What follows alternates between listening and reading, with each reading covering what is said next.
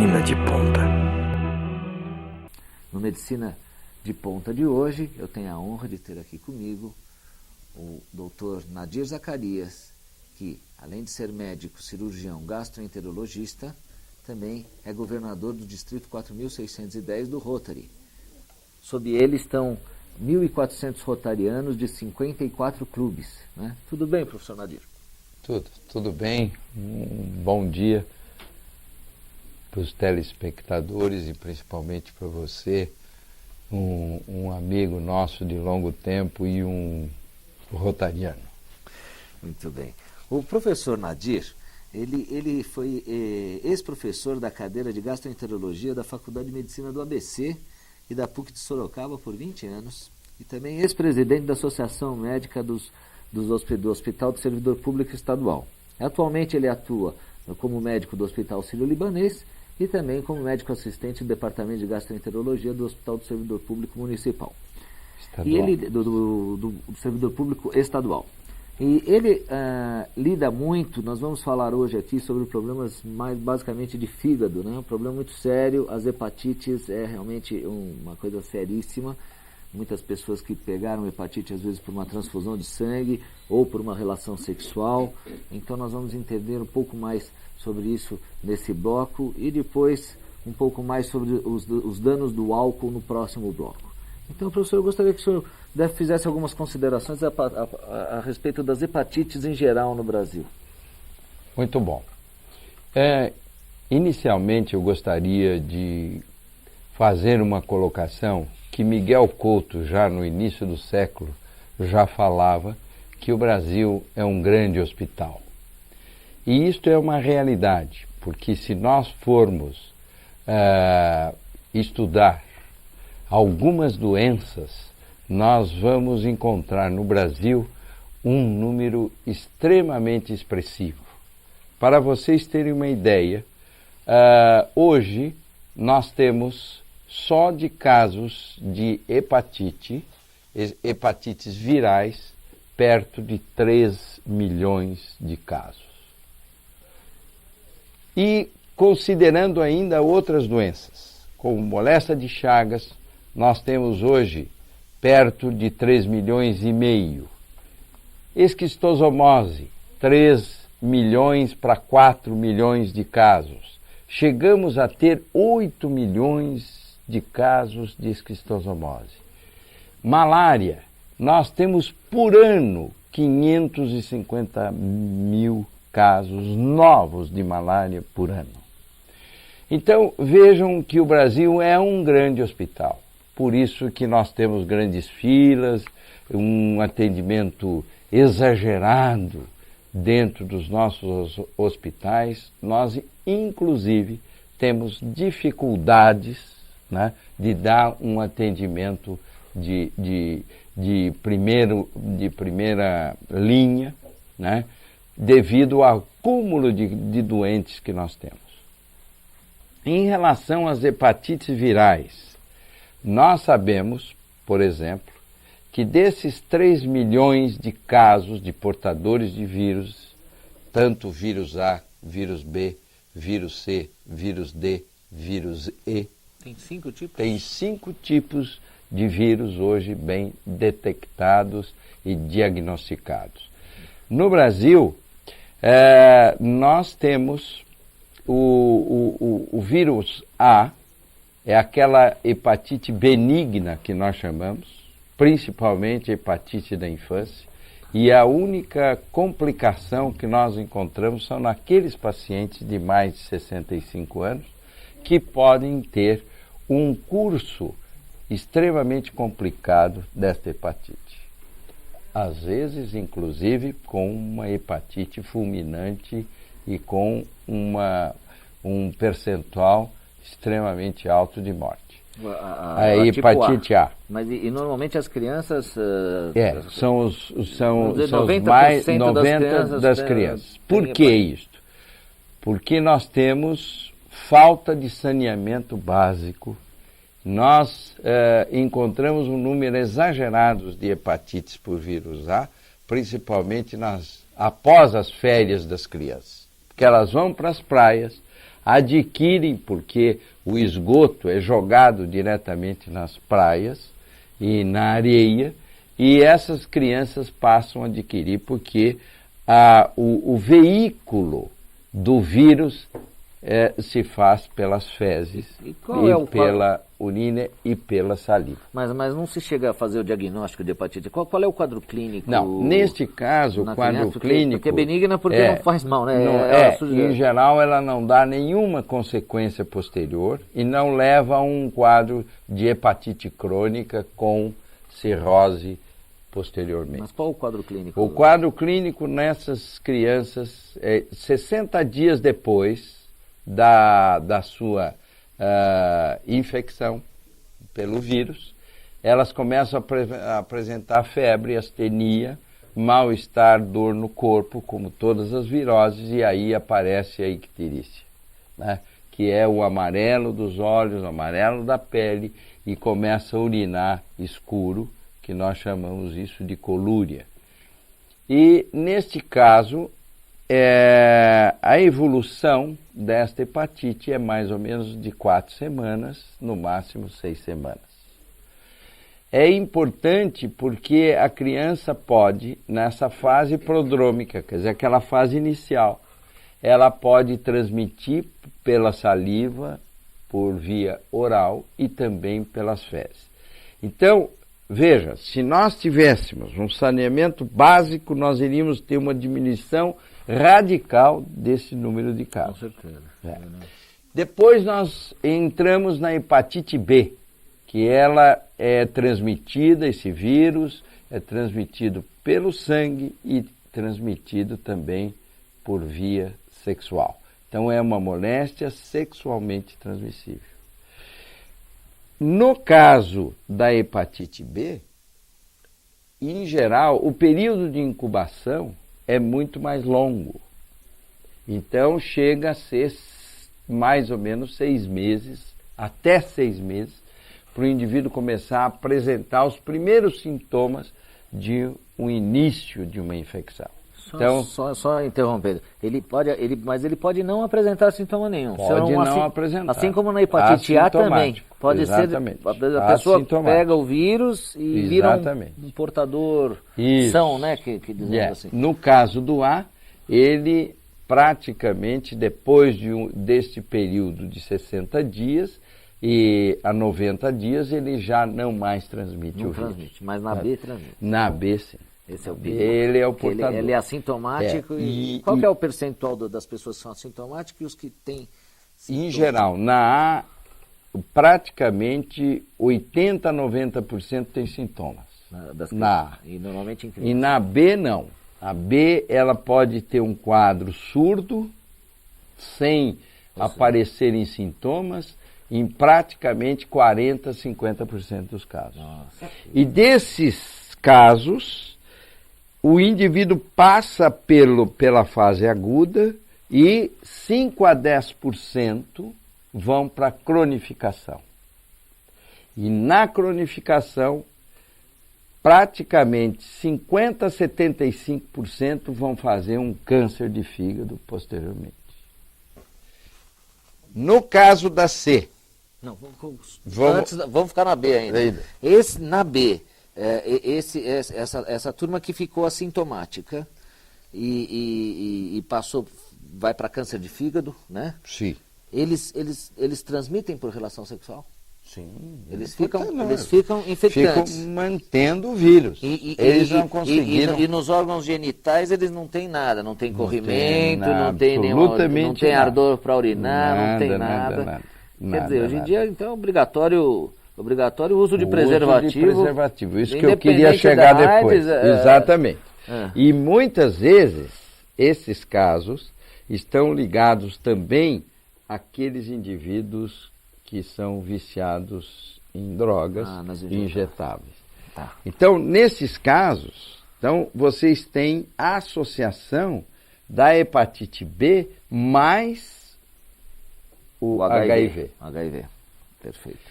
Então, sempre é obrigatório o indivíduo que tem provas positivas para a hepatite B fazer também um teste para HIV.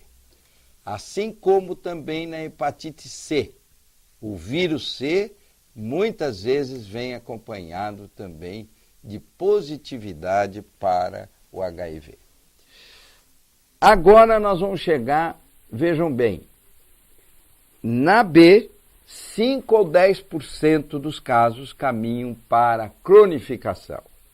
Na C, que hoje a medicina está muito preocupada, extremamente preocupada, é a evolução da C. Porque a C se transmite pelo sangue. Somente pelo sangue. Raramente pelo sexo.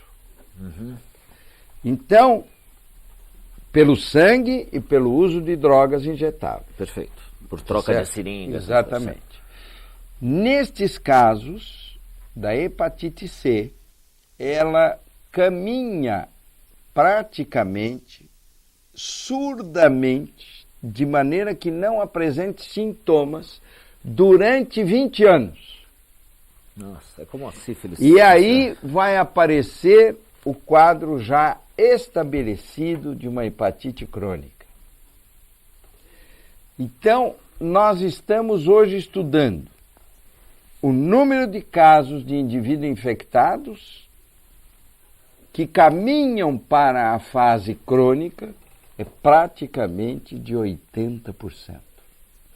E destes casos de cronificação, 75% vão apresentar, ao longo de 5 anos, um câncer de fígado. Um hepatocarcinoma hepático. Eu gostaria de saber, as hepatites C,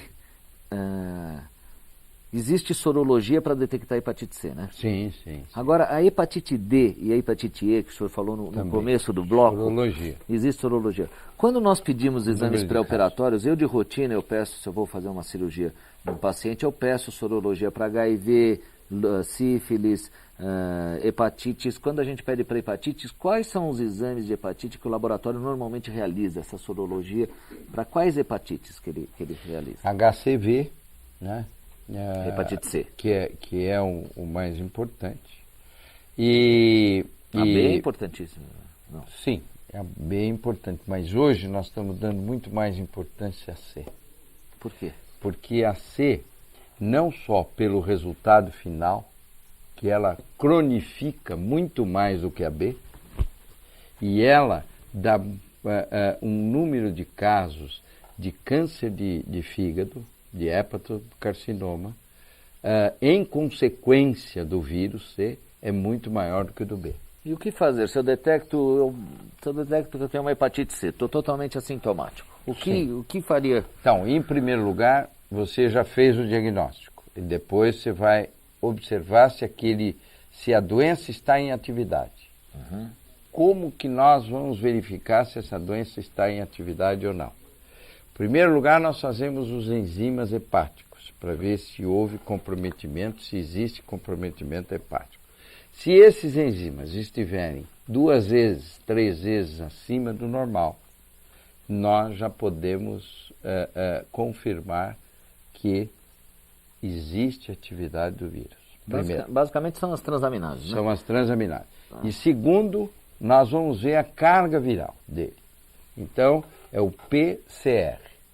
Então, verificamos se ele tem um PCR positivo ou negativo, né? Se ele tiver um PCR negativo, é sinal de que ele não tem uma atividade viral importante. Tá. Se ele tiver um PCR positivo, ele está em plena atividade viral. E aí? Quer dizer, agressão viral. Então, o que nós devemos fazer? Nós vamos primeiro verificar a repercussão dentro do fígado. Por quê? Porque esses casos se arrastaram por 20 anos. Porque de 1992 para cá, todas as transfusões são observadas com um critério absolutamente rigoroso. Porque o C é só por transfusão. Por né? transfusão. Então, a grande maioria por transfusão. Transfusão ou seringa, né? Tá certo. É. Ou drogado. Então, daqui um pouco, nós não estamos mais transmitindo este vírus naqueles pacientes que vão tomar sangue. Quer dizer, existe uma chance de erradicar a hepatite C. Isto, pelo menos, diminuir muito este número. Perfeito. Assim como também no B, com o uso do preservativo de um lado e com uma transfusão adequada. Perfeito. Tá certo? Tá. E no A, se você resolver fazer o saneamento, você também resolve aqui. Certo. Então, você tem esta maneira de resolver. Tá. E um pouquinho rapidamente sobre a hepatite D. A D e a E. A D é muito comum no norte, na Amazônia e principalmente no Pará no Pará e na Amazonas. Por quê? Porque existe é interessante, lá detectaram esse tipo de vírus que era diferente, porque o indivíduo fazia uma hepatite crônica e fazia teste para A, teste para B, teste para C, tudo negativo. Aí começaram a pensar numa outra possibilidade. Então aí descobriram o vírus Delta. Certo, vírus Delta. O vírus Delta. Nós temos poucos casos e aqui em São Paulo nós praticamente só vimos um caso. E qual é a forma de transmissão da D? A transmissão se dá por via sexual, por transfusão de sangue e também pelas fezes e pela saliva. Bom, como esse é um tipo mais raro e nosso tempo está se esgotando, e eu acho que hepatite E nós estamos começando agora. Mas se faz sorologia normalmente para B e aí quando a gente pede os exames pré-operatórios? Quando eu peço geral, sorologia para hepatite. Eu acho que você deve pedir, no nosso meio, você deve pedir para A, para B e para C. Tá. Tem que especificar. Perfeito. Essas três. E agora sobre hepatite alcoólica? Hepatite alcoólica. Estamos terminando aqui. Você sabe, eu só queria dar um final aqui. Nós estamos fazendo agora com aqueles pacientes com hepatocarcinoma, nós estamos fazendo, além da cirurgia, quando ele é isolado, além do uso do rádio, radiofrequência, né? Nós estamos utilizando principalmente naqueles pacientes que não têm indicação de transplante, porque tem uma lesão grande no fígado, porque tem eventualmente até metástases, tem várias lesões dentro do fígado, e também porque esses pacientes têm já um componente complicado do ponto de vista de coagulação, etc, etc. Nós estamos utilizando o lipiodol radioativo. Por que isso? Nós conseguimos diminuir a massa de uma forma... A massa infectada? Não, a massa do tumor. Massa do tumor. Pro hepatocarcinoma. Tá, já estamos falando do carcinoma. Então, neste caso, nós estamos coletando já praticamente 4, 5 casos e que tem respondido bem. Eu estou com, inclusive, um paciente já com praticamente 4 anos de diagnóstico e está firme ainda. De hepatocarcinoma, um tumor altamente maligno. Né? Então, nós estamos até lá no Sírio-Libanês fazendo isto junto com o pessoal da oncologia. E estamos animados por enquanto. Junto com o Ricardo Marques, o Ricardo Marques. É o Fred que cuida, tá certo. Muito bom. E em relação ao álcool, o álcool realmente é uma substância que provoca uma lesão dentro do fígado quando o indivíduo toma numa dose acima de 40 gramas diárias de álcool. O que é isso? O que corresponde a 40 gramas de álcool. E o nosso conhaque, por exemplo, em cada litro você tem 60% de álcool. Isto corresponde a 600 gramas de álcool em cada litro de 600 conhaque. Gramas. Quer dizer, 100 ml... 100 ml tem 60 gramas. 60 gramas. Então, o indivíduo pinga cachaça, 51. né, que nós temos praticamente entre 50% e 55% de álcool. Se imagina que o então, conhaque, cada 100 ml o indivíduo tem achando que está tomando conhaque, ele está fazendo um favor para o fígado dele, porque ele deixou a pinga de lado e passa a tomar conhaque, quer dizer, ele está tomando uma então, bebida... Meio copo desse americano de bar são 100 ml, tá certo? Meio copo são 100 ml. São 60 gramas de álcool. São 60 já extrapolou a dose. Já extrapolou a dose. Nossa. Ele tem que tomar isto, e existem estudos, acima de 5 anos. Quer dizer, então o consumo mais ou menos constante nessa quantidade de álcool durante 5 anos. Leva o quê? O uísque, por exemplo, tem 40% de álcool. Quer dizer, 2 doses. O vinho é muito bom porque ele tem 18%, 11%, 15%. Tá? A cerveja tem 4,5%. Tá. Então, o problema da cerveja é o volume, né? O bebedor. A cerveja, a pessoa toma 1 litro de cerveja. 1 litro de cerveja tem quanto? Tem 40 gramas, né? Não, tem 4,5. Não, 1 litro. 1 litro de cerveja tem 4 gramas e meio. 4 de álcool. gramas e meia? Você precisa tomar 10 litros para dar 40 gramas de álcool. Para dar 40 gramas de álcool. Existe um outro aspecto que é a sensibilidade de cada um em relação ao álcool. Isso está sendo muito estudado, né? Então, o álcool, o indivíduo pode ingerir uma quantidade X de álcool que ele acha que não faz mal nenhum, mas ele tem aquela sensibilidade e, portanto, ele passa a caminhar. O primeiro estágio, ele passa a ter uma esteatose hepática. Segundo estágio, ele passa a ter já uma fibrose hepática. E qual é o quadro? O terceiro, ele passa já caminhando para cronificação e uma cirrose alcoólica. E quais os sintomas iniciais de que a pessoa está vendo que a bebida já está começando a dar problemas de esteatose, fibrose? Bom, em geral, a esteatose é surda como ferrugem em portão. Quando você vê, o portão já caiu. Então entendeu? Tá. Então o indivíduo não sente nada. Aqueles que começam a sentir náusea pela manhã e começam a ter dor de cabeça e tal, ele precisa já retirar o álcool, seja a quantidade que for que ele está fazendo uso. Perfeito. Quer dizer, então o indivíduo passa a ter o que nós chamamos de pituita pela manhã, o indivíduo nauseado e até vomita um pouco, este já tem que parar. Este já tem que parar. Bom, então o álcool, ele lesa o fígado e não existe terapêutica. Enquanto que no vírus ainda a gente tem um pouco de esperança na terapêutica, no álcool, uma vez lesado, não tem outro jeito. Aí é o transplante. Perfeito. Bom, nós vamos ficando por aqui. Dr. Nadir Zacarias, o senhor vai ter que voltar aqui para o Medicina de Ponta. Isso. Porque esse assunto realmente, nós temos que falar mais, é muito esclarecedor.